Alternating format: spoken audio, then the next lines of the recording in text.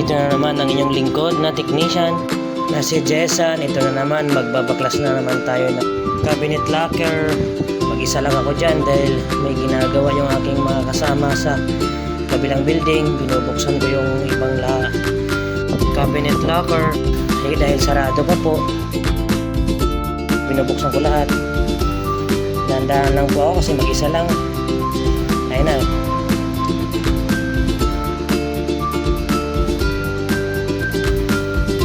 Tatanggalin ko na po yung pinto dyan. Ayun na, tanggal na po yung pinto.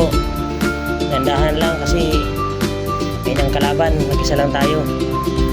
Yan. Dahan-dahan lang sa pangalawang pinto hanggang sa matapos. Ayan na. Tanggal na po ang pangalawa. Yan na sa pangatlo na naman tayo. Yan. Tuloy lang ang pagtatanggal ng pinto ng cabinet locker.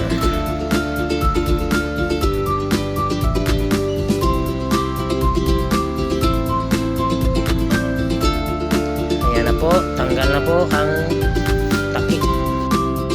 Ito. Sa baba naman ang pagtatanggal. Yan na. Tiyatanggal ko na yung baba.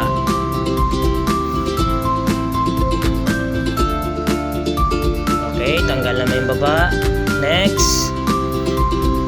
Yan naman sa kabila naman. Dahan-dahan lang tayo guys kasi mag-isa lang tayo. Maya dyan darating ang aking kasama na si Haji. Pero matatapos ko yung pagtatanggal ng pinto na mag-isa. Ayun na, konti na lang matatapos na tayo sa pagtatanggal ng pinto. Binabaklas yan dahil nabili na po yan, nabidding na po yan.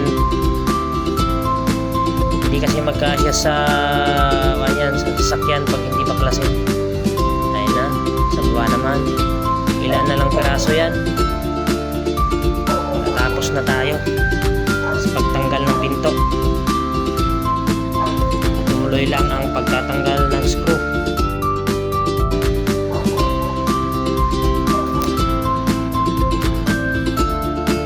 Ayun na, tanggal na naman. Ayan, sa baba na naman tayo. Ikot-ikot lang.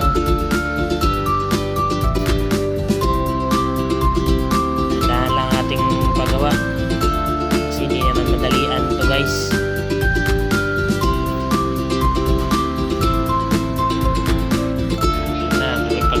Pagpatuloy lang natin ang pagtatanggal ng pinto ng cabinet locker.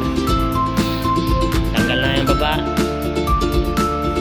Next naman tayo. Pang last na yan guys. Pang last na apat na pinto.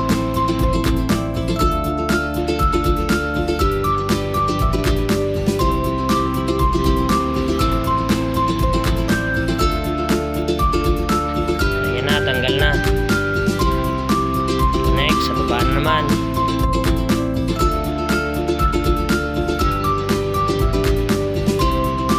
At tinatanggal ko na naman ang mga screw.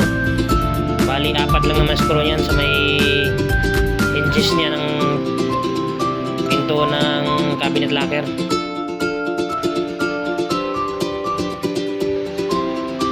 Ayan na, tanggal na. Next ulit.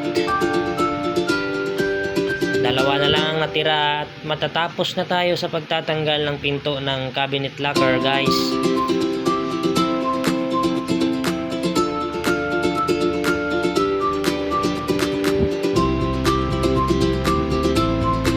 Ayan na, tanggal ulit. Last na po yan guys. Tapos na natin ang pagtatanggal ng pinto ng cabinet locker. Yan na po ang kabuuan ng cabinet locker guys. At may part 2 pa po yan hanggang sa matapos kung babaklasin na. Thank you for watching. Bye bye.